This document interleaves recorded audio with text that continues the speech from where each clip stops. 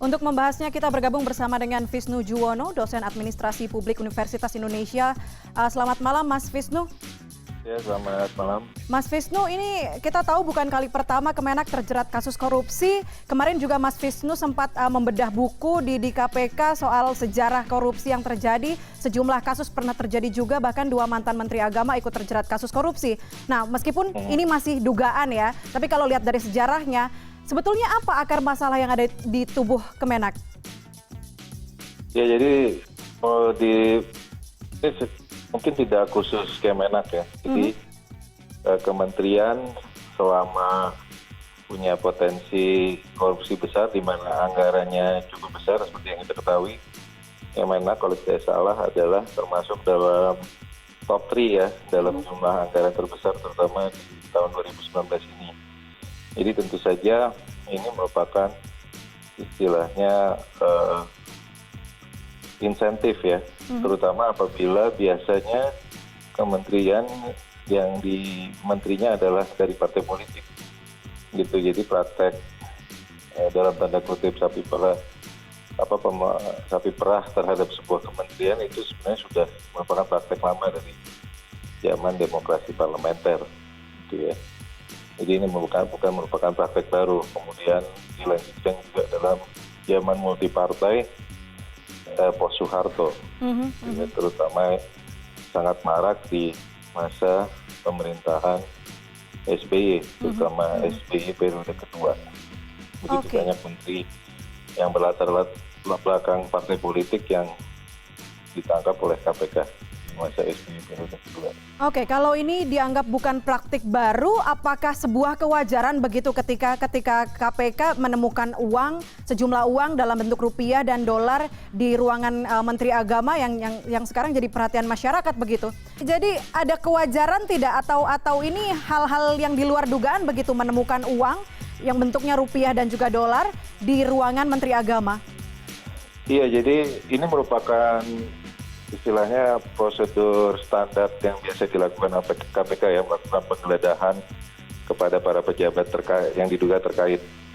Jadi kalau kita mengacu pada kasus-kasus yang melibatkan menteri ya juga seperti itu gitu ya. Cuman kan ini merupakan tantangan bagi KPK untuk membuktikan apakah benar duit itu hasil dari hubungannya dengan kasus Romi ini misalnya, penyuapan jual beli jabatan, atau memang yang diklaim oleh Kementerian Agama bahwa itu merupakan ya duit operasional menteri biasa gitu. Jadi ini merupakan tugas awal dari KPK untuk membuktikan itu. Oke, tapi kalau kita berbicara soal kasus Romi, ini mungkin terjadi pemanfaatan relasi, mengingat kita tahu Menteri Agama ini juga berasal dari partai yang sama dengan Romi. Politisasi jabatan ini merupakan praktek yang sudah istilahnya common knowledge gitu ya, pengetahuan umum gitu ya.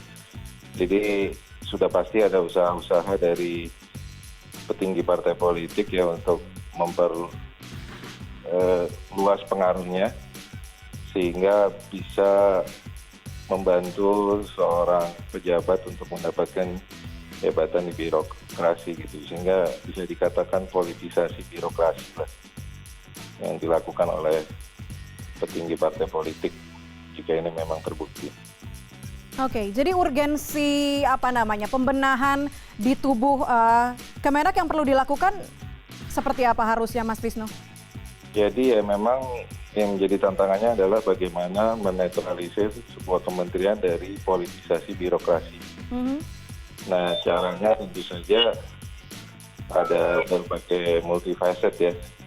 Misalnya sistem pengawasan internal, Inspektorat Jenderal harus diperdaya gitu, karena selama ini walaupun ada Inspektorat Jenderal tetapi mereka dari segi sumber dayanya, dari segi otoritasnya sangat terbatas gitu. Dan lagi pula mereka juga melapor kepada menterinya, tentu saja ini menimbulkan sebuah pekewuh lah. Gitu. Atau kesungkanan.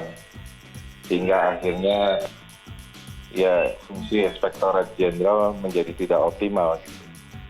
Jadi idealnya harus ada sinkronisasi antara tindakan prosekusi yang dilakukan oleh KPK yang selama ini cukup baik dengan pemberdayaan fungsi pengawasan internal gitu yang benar-benar berjalan.